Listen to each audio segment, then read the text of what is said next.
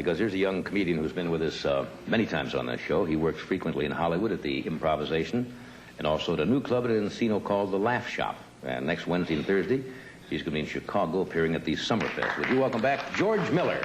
George?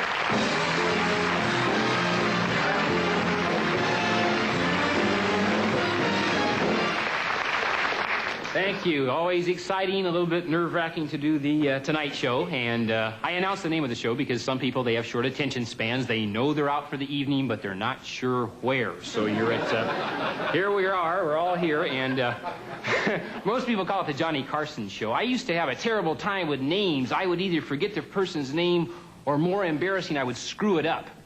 And it was all psychological. You know how I cured myself? I read that book, The Power of Positive Thinking by Norman Bits and Pieces, and I've never had any trouble since that time. Last time I was on the show, my mom was in the audience. I always felt sorry for my mom growing up because, I don't know, she always had to work an outside job. She was putting my dad through prison.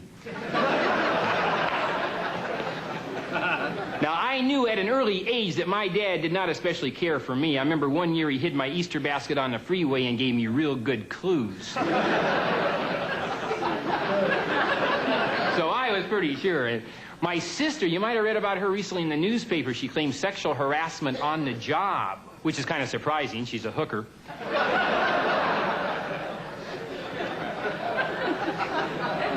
And my brother is a guy in the family. Boy, oh boy, that guy is not all there. His connecting rod was severed many years ago. He is not the brightest guy in the world. Wants to take one-a-day vitamins, but he can't figure out the dosage. Not too bright. My great aunt and uncle live in Burbank, and they're getting along in years. They've been here before. I like elderly people, unless they brag about their age. You've all been victims of that. Look at me. I'm 94 years old. Well, good. That means you'll be passing away soon.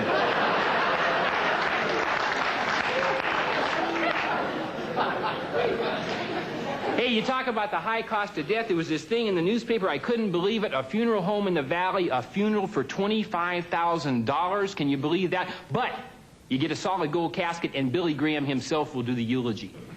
And then they have one other funeral that's $15 that features Quicksand and Bob Eubanks.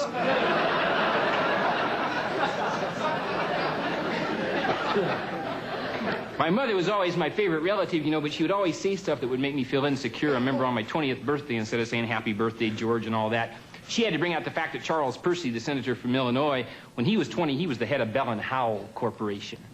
Can you see that, a 20-year-old kid? Yeah, we'll have a stockholders meeting at 10 o'clock. I'm flying to the coast at noon. I'll be meeting with the president of General Motors at 5 p.m. When I was 20, I was working at McDonald's. You want lids on these?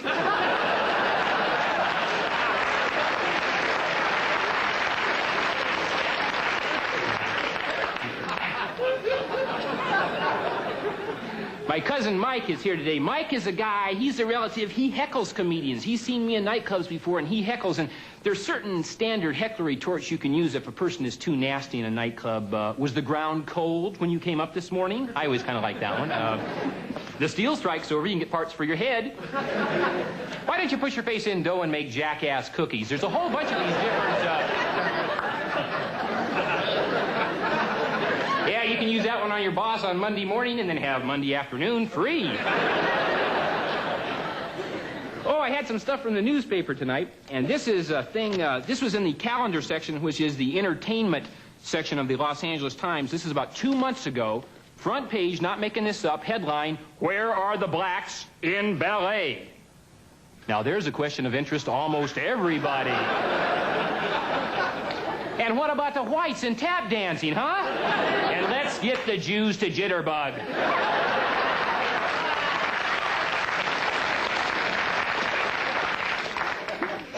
This is a thing to Dear Abby, a letter to Dear Abby. This is from a John Smith. I hope I'm pronouncing that correctly.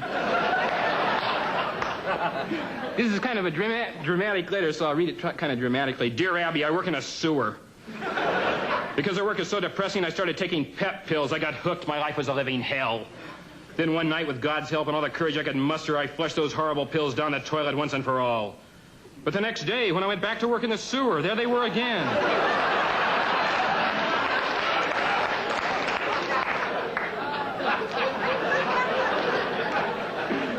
Well, any kind kind of drug will follow up whatever you're doing. 2 years ago, I had a great show business job. I was the MC for Seals and Crofts. After one show, Seals and Crofts fired me because I got loaded. Introduced them as arts and crafts.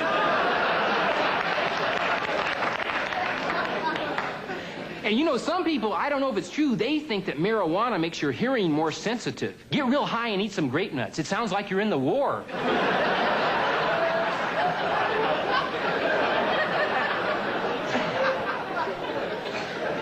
One more thing from the newspaper. This is from the LA Times, again, the TV section. A new television program out in September. Might have heard about this, Mooner with a Gun. That's what I said, Mooner with a Gun. The story of an armed pervert who forces defenseless people to watch him moon them until he is almost captured by a rookie cop. The rookie makes his big mistake when he orders the mooner to hand over his gun, but first.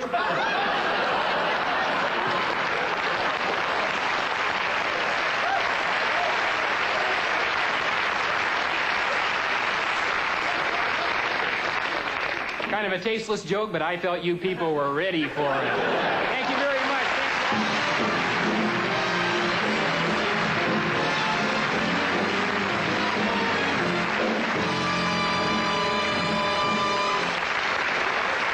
It's a very funny spot, George. Thank you. Thank you. I know how guys work when they come out here to get a good chunk of material. That's funny. Thank you. Thank you. I was a little shaky, but I tried to cover it up. No need to. We'll be right back. Stay where you are.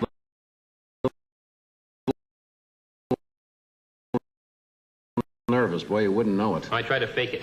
Oh, funny stuff. Thanks. Where are you from, Seattle? I'm from Seattle originally, yeah. Did you go to school in Seattle? I attended the University of Washington, where I majored in registration, and I was just there for 2 quarters, and then I had to leave. There was some confusion about a grade point average, so then You know what? It's funny, because we lived in Seattle when I was in grade school and junior high, and then we came down to California for a while, and I went to high school in Los Angeles, very inferior high school with pretty low standards. Our graduation speaker was Dr. Beecham, the credit dentist.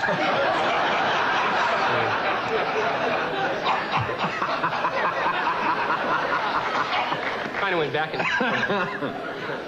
Is finding material a big problem for you? I mean, Yeah, it is. What I'll do, I'll look at the newspaper, and sometimes you'll have an edge in that the material sometimes almost writes itself. You don't have to do much. This was a thing, if I can get out of right. Sometimes the news is funnier than what you're going to do. That's right. You can just say it and get something. Yeah. This was in the Personals. You ever read the Personals? All the time. Los Angeles Times 2 weeks ago. I couldn't believe it.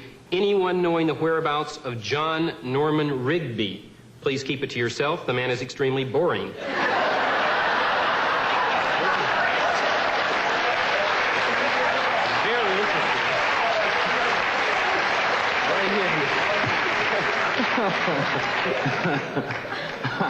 It was actually in there. Oh. Now, a piece like we saw tonight, now, you've tried that out a few times. Yeah, I have. In fact, let's say there's 13 jokes there. I probably tried out maybe 150 jokes to really get it going. And what I do, and you were nice enough to mention Plaza 4, where a lot of the people who have done the Tonight Show, Gallagher and Elaine Boozler and Jay Leno, are going to be performing on the dates that you said, so I hope you'll come out.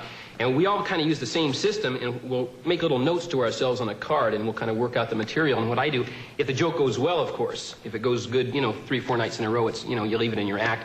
And if it bombs consistently, what I do is I set it aside temporarily. I put it in what I call my inactive file, and then eventually I sell it to a new guy just starting out.